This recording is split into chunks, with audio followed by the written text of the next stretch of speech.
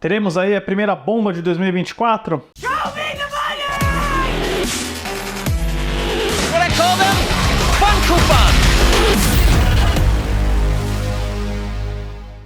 Olá, fãs da sétima arte, meu nome é Lucas Nascimento e esse é o Lucas Filmes e estamos aqui nesse domingo para falar sobre os números de bilheteria desse final de semana nos Estados Unidos e no mundo. Mas antes eu pedi para você curtir esse vídeo, se inscrever no canal e ativar o sininho para não perder notificação dos próximos vídeos. Janeiro acabou, mas parece que os flops e as arrecadações baixas não vão parar de nos seguir, já que a gente tem início aí no mês de fevereiro com mais uma promessa de um mês fraquíssimo e sem grandes novidades até pelo menos a chegada do Duna Parte 2 na primeira semana de março, aqui no Brasil fica na quinta-feira, último dia de fevereiro, né? Mas enfim, a gente começa aí com o final de semana liderado por Argylle, o super espião, produção da Universal com a Apple Studios, que teve uma estreia bem abaixo das expectativas com 18 milhões de dólares. É um valor bem azedo considerando o alto investimento no Argylle. E antes de eu falar sobre isso, né, eu vi muitos veículos de imprensa colocando que Argylle custou 200 milhões de dólares e não é bem por aí, apesar da situação ser um pouco cinzenta, né? Como a gente bem sabe, o Argylle é uma produção da Apple Studios que está sendo distribuída pela Universal, mas na verdade o Argylle é uma produção independente da Marvel Filmes, que é a produtora do Matthew Vaughn. Esse é o modelo de negócios dele para todos os filmes dele que não envolvem X-Men. Então é uma situação onde o Matthew Vaughn com a produtora financia o próprio projeto e depois ele oferece um valor de compra para algum interessado, que no caso foi a Apple, que pagou 200 milhões de dólares pelo licenciamento. Então, não é que Argylle custou 200 milhões de dólares, você não tem 200 milhões de dólares na tela, com certeza não tem 200 milhões na tela. E o Matthew Vaughn diz que o valor de orçamento foi muito menor do que o veiculado, ele diz que é 1/3 do que o estúdio de Hollywood costuma gastar, então, sei lá, talvez tenha sido uns 100 milhões de dólares, um pouquinho menos, talvez. A real é que 200 milhões é o valor de compra, que aumenta um pouquinho com uns 50, às vezes 80 milhões de dólares de marketing que a Apple e a Universal usaram para gastar. Então, assim, é definitivamente o pior dos investimentos da Apple até agora, depois do Napoleão e do Assassinos da Lua das Flores, que fizeram mais dinheiro na estreia. E eu também jogo aí os valores internacionais, já que mundialmente o Argylle abriu com 35 milhões de dólares, é bem baixo também, considerando esse investimento de múltiplas partes em 200 milhões de dólares, um valor que também está na parte inferior da carreira do Matthew Vaughn. Nos Estados Unidos, o Argylle conseguiu ficar acima apenas do The Kingsman, A Origem, que estreou em 2021 com 5 milhões, e do Stardust, O Mistério da Estrela, que abriu com 9 milhões em 2007. Agora, o Argylle conseguiu ficar abaixo até do Kick-Ass Quebrando Tudo, que abriu com 19 milhões em 2010, e também dos dois filmes do Kingsman. O segundo filme fez mais, com 39 milhões de dólares, e o primeiro fez 36 milhões em 2015, ou seja, nos Estados Unidos, o primeiro Kingsman fez mais do que o Argylle no mundo inteiro em 2024. Mas a maior estreia da carreira do Matthew Vaughn permanece com X-Men Primeira Classe, que abriu com 55 milhões em 2011.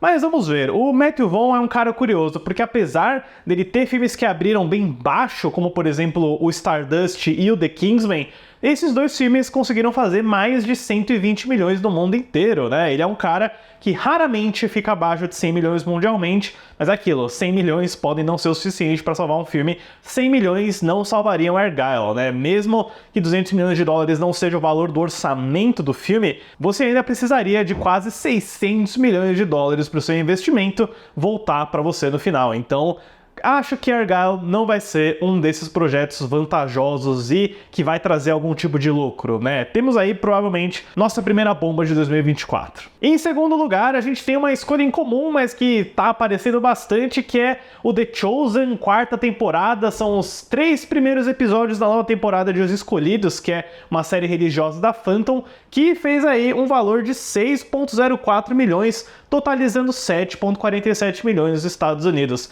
É um método que a Phantom já havia feito no ano passado, de trazer o The Chosen com episódios no cinema, e assim, eu não tenho tanto interesse em The Chosen, mas isso abre uma discussão que eu acho curiosa, que é a exibição de episódios de TV no cinema. Eu sinto que se uma HBO da vida, uma Netflix da vida quisesse colocar alguma das suas séries quentes, né, no cinema, seria um baita negócio. Imagina ver a estreia da segunda temporada de A Casa do Dragão no cinema, de ver o final de Stranger Things no cinema. Eu até ouvi uma entrevista com Shawn Levy, que é diretor e um dos produtores do Stranger Things, que ele adoraria fazer uma janela de cinema exibindo a última temporada de Stranger Things. E, né, no caso a Netflix odeia janelas de cinema, mas eu acho que é um negócio interessante. Eu adoraria ver The Last of Us no cinema, por exemplo, e eu tenho certeza que essas exibições especiais lotariam salas. Em terceiro lugar, a gente tem o Beekeeper, Rede de Vingança da MGM, que segue se segurando muito bem. O filme trouxe nesse final de semana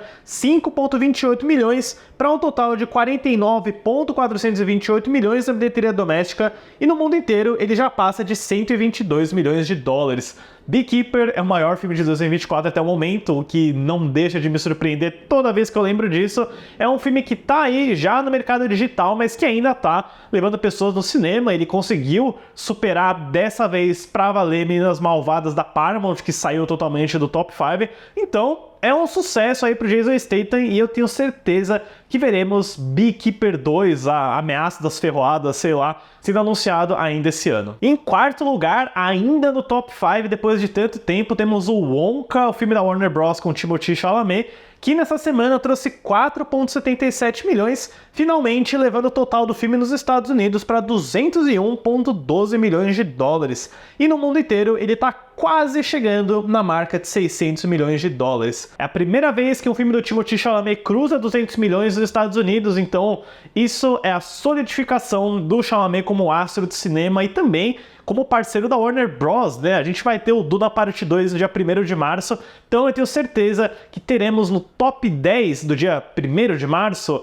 2 filmes com o Timothée Chalamet e os dois sendo da Warner Bros. Isso é surpreendente, e vale comentar também que o Wonka estreou só agora na Coreia do Sul com um valor de 5,7 milhões, que pode parecer pouco, mas é a maior estreia da Warner na Coreia do Sul nesse período de pós-pandemia. Então, ainda tem perna pro Wonka, ainda tem chocolate para ser desembrulhado por aí. Eu acho que os 600 milhões vão chegar sim. E fechando o top 5, mais uma vez temos Patos, a animação da Illumination lançada pela Universal, que nessa semana trouxe 4,11 milhões de dólares, levando a bilheteria doméstica para 106,17 milhões e no mundo inteiro na casa de 212 milhões de dólares. E dando uma olhada aí no restante do top 10, em sexto lugar, Meninas Malvadas despencou com 4 milhões de dólares, levando a bilheteria doméstica para 66,39 milhões e no mundo inteiro ainda sem chegar em 100 milhões, na casa de 92,69 milhões. Em sétimo lugar, o Todos Menos Você da Sony Pictures segue aí com 3,50 milhões e um total na bilheteria doméstica de 16,28 milhões e no mundo inteiro 151,8 milhões. Tanto que a Sony Pictures anunciou uma versão estendida, a Sony sempre faz isso, né, do Todos Menos Você, que começa a tocar nos cinemas na próxima semana. O sucesso de Todos Menos Você não deve ser subestimado. Em oitavo lugar, Ficção Americana da MGM trouxe 2,30 milhões para um total de 15,13 milhões na bilheteria doméstica.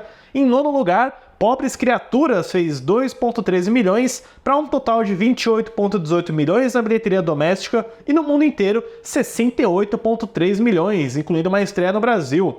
E em décimo lugar, Aquaman 2, O Reino Perdido, segue aí com 2,02 milhões e um total de 120,79 milhões na bilheteria doméstica, e no mundo inteiro ele chega aí em 423,5 milhões. Bom, pessoal, essas são as principais informações de números de bilheterias que eu tenho para trazer para vocês no vídeo de hoje. Fiquem ligados aí no canal porque essa semana vai ser bem interessante. Amanhã eu vou assistir o filme do Bob Marley, One Love, que eu nem sabia que ia estrear tão perto já, além de vídeos sobre a nova versão da Cor Púrpura com bilheteria complementar, e também eu ainda estou montando a agenda da semana, talvez saia um vídeo do Duna, do Denis Villeneuve, da primeira parte, mas essa semana eu também vou tentar fazer a primeira live semanal que vai acontecer toda semana, né, para discutir as notícias. Eu vi que vocês comentaram aí das possibilidades de dia, né, muitas pessoas falaram de sábado, de domingo, mas não são boas opções para mim. Talvez eu acabe jogando a live ou na sexta ou na quarta-feira. Fiquem ligados aí no canal, na parte de comunidades, que eu sempre coloco algumas notícias, né, que eu devo trazer uma confirmação nas próximas horas.